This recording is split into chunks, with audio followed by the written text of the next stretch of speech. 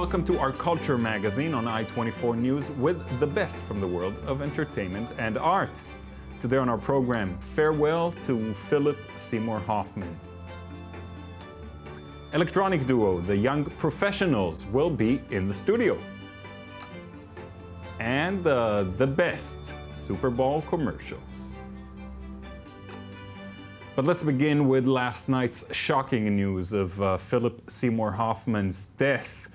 With me in the studio, Shachar Peled. Usually I'm a lot happier to welcome you to our studio. Me too. Hi, this time under less joyous circumstances. Yes. What do we know? So sad. What a loss. And specifically because there was such a consensus about what a great actor and performer he was. You know, being able to portray both the villain and the hero in such a convincing manner and with such depth that everyone was able to relate to him and really appreciate his performances. Yeah. But he started as a supporting actor, and even the smallest parts was used to leave such an effect on the audiences. So he first gained recognition as in his supporting works in numerous and great films. Mm-hmm. We could mention from Scent of a Woman to Magnolia, as Boogie Nights. Scent of a Woman, he was supposed to be the role of a teenager. Exactly, and it was a very, very small part, you know, shadowed by Al Pacino, but still he was so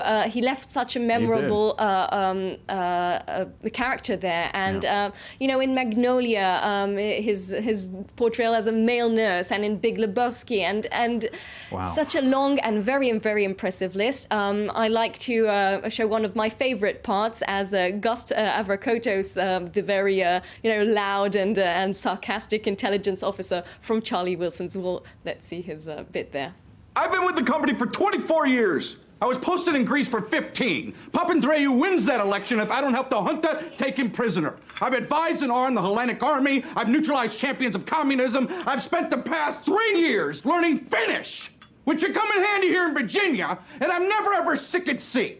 So I want to know why I'm not going to be your Helsinki station chief. Your course. Excuse me. Yeah, he knew what he was doing. He was nominated for this part in 2007 for the Academy Awards, but 2 years earlier, in 2005, he landed the title role in Capote, winning the Oscars there, and very a long list of awards.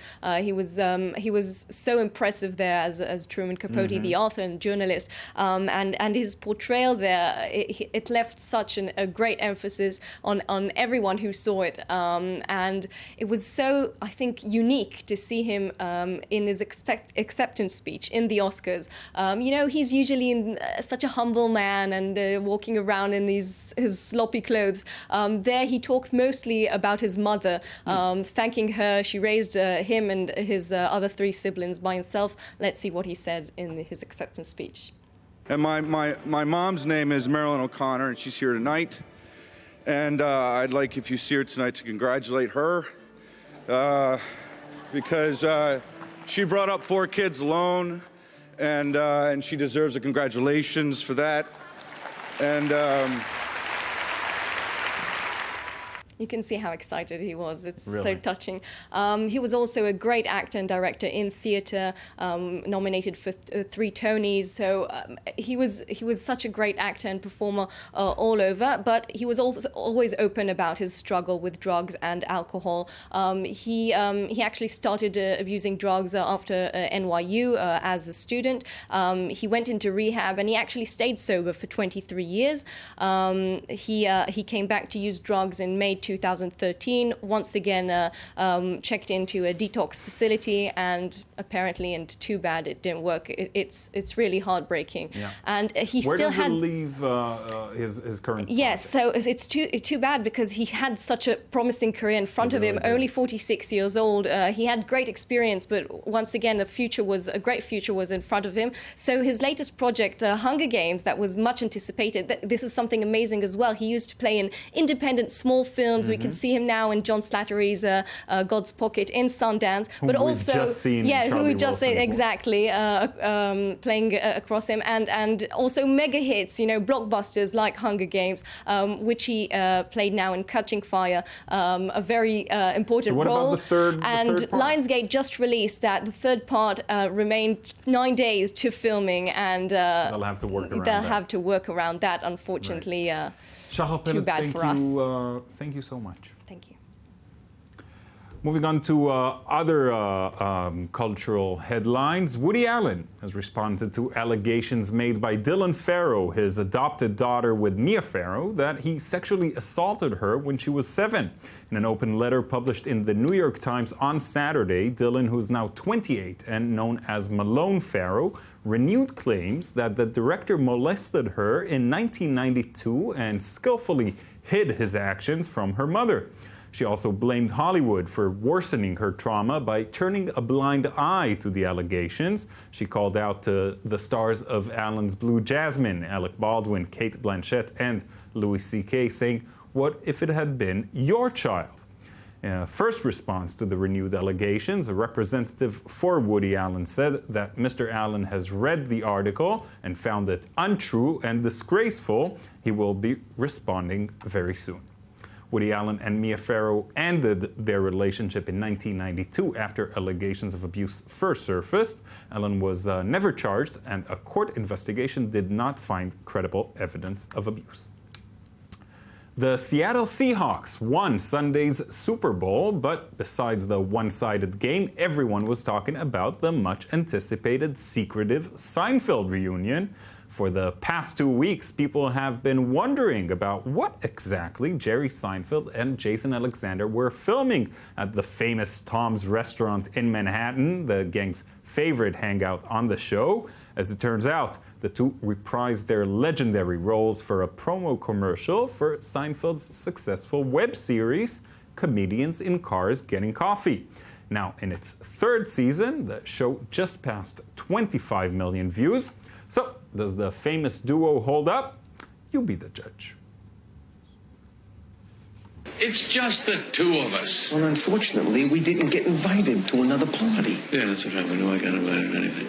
What was that? Nothing. You mumbled something. If I wanted to tell you, I would say it. That's the point of the mumble. I know the point of the mumble.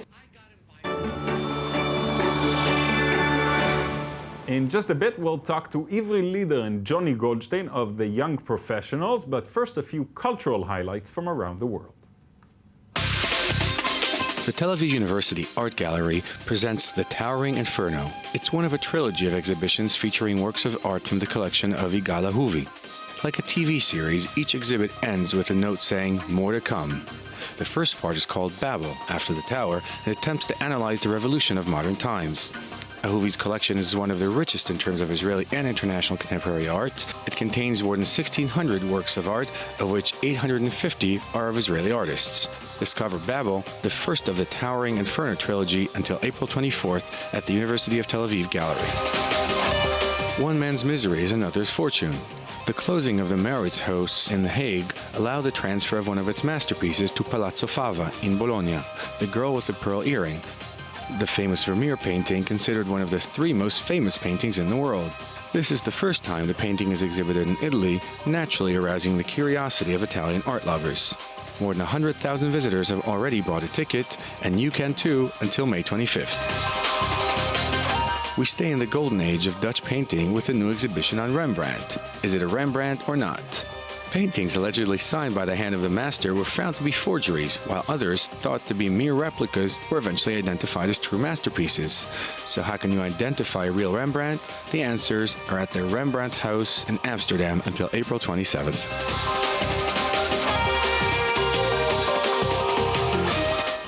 The Young Professionals, also known as TYP, are an electronic music duo made up of Ivri Lieder and Johnny Goldstein. Lieder is one of Israel's biggest pop stars. He has released 7 albums, 3 soundtracks, and was recently a judge on Israel's X Factor. Goldstein is a young Israeli music producer who has collaborated with local stars such as Kutiman and Avishai Cohen. He also released his own album when he was just 17. TYP released their newest single, Let's Do It Right, internationally on Monday, and I'm very happy to have them in the studio. Hello, Ivri. Hello, Johnny. Welcome, sir. First of all, congratulations on your new single, Let's Do It Right. Great name, by the way. Thanks. What's changed since the first album? Oh, wow. We've changed, I think. Yeah. We learned a lot about, I think, about ourselves, about the band, about what we want to do, about the music business worldwide. We played many places that, opened our eyes, meeting new crowds, realizing what we want to do on stage, developing with the music industry, with where sounds are going these days. We met a lot of musicians that we can collaborate with, It kind of opened our eyes. Let's Do It Right. You're exactly, like we're collaborating with Eva Simmons, on we're featuring her as a singer, and with Michael Turgeman, the producer from France. So, it's like a multi-collaboration kind of thing between three countries, which is kind of cool, And this is something we couldn't do in the first album. And now through the connection, through Universal, through, everything we accomplished, we can do let's that, take a moment to check out one of the teasers you've put out for your new single. All right.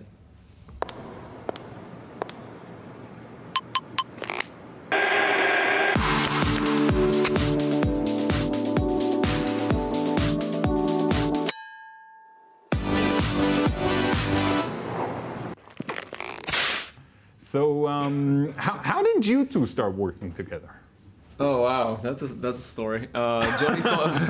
Johnny called me when he was 17, and he called me and he said, "I'm doing this album. I want you to be on it." So I was like, "Okay, cool, kid." It was 6 years ago. 6 years ago. That's a long time. That's a lot. So I actually remember that phone call. And did you go and perform in his album? No, but a year later, when he was done with this project, he called me again, and he was 18 then. And I said, "Okay, now you're legal." You weren't on the album, but yeah, now I'm legal. You weren't on the album, but I still think we need to work together. So I said, you know what? Send me something. Send me some music. And he sent me something. And I remember opening the file and was like blown away. It was really amazing, and I was so happy about it. So I went to my studio, and I just put it on my computer and started writing something on it, and then sent it back to him, and he did something and sent it back to me. By the end of the day, we had a song. That's incredible. Is it still the way that you two are working? So you're working separately but together, or are you actually meeting and sitting down together and working? Both of them. Both. Today we do both, because at the beginning he lived in Jerusalem and I lived in Tel Aviv, so we couldn't even meet. But hours so far. But for Israelis it's like But today we both live in Tel Aviv, so we work a lot in the studio together. But still, we do have separate studios, and we work separate and then combine, and Right. Johnny, I'm curious, because Ivri is a well-established artist and star in Israel. I'm sure there are a lot of upsides to working with him. There's you get written about, you get a lot of attention, free drinks, a lot of good stuff. Are there also downsides? Working with someone who's so well-established already. I think so, because Ivri is really open-minded, and no, he's not stick with something. You know what I mean? So I think no. That's the best thing. Just good for us. Now you've obviously your music is you're looking at the international market. Where have you been most successful so far? We're signed in France by Universal France, so we're kind of like a French band in many ways. We're part of that, French electronic music scene. French duos are doing pretty well. Oh my God, French! You think? Well, French. To be honest, the music, especially the electronic music scene in France, is unbelievable. Huge. Yeah, and it's really good, and we. For us, it's like great to be part of that and be able to work with those people. It's really cool. And but we just came back from Mexico, and we had like a really good show there, and with a lot of people. The crowd is amazing. Amazing there. Yeah. So much fun. So, and we're trying to go around Europe, but also South America. We'll see what happens with the US this year, and we'll take it from there. Last question, Ivri, you've been given the title of one of the hottest gay men in the world. Oh my God. How Okay. does that feel? By Out Magazine, I'm told. Well, it feels great. I love Out Magazine. For many years I've been reading this magazine, so it's cool to be chosen. It's a great honor.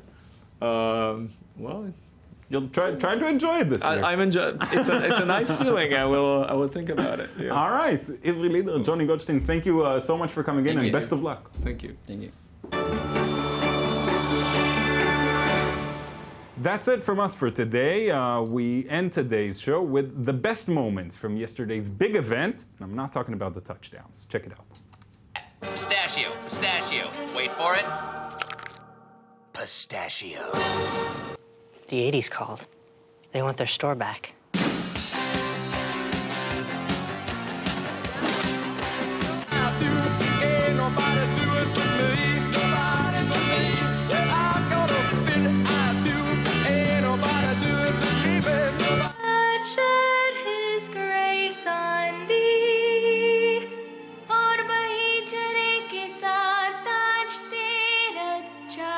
They're wonderful. I'm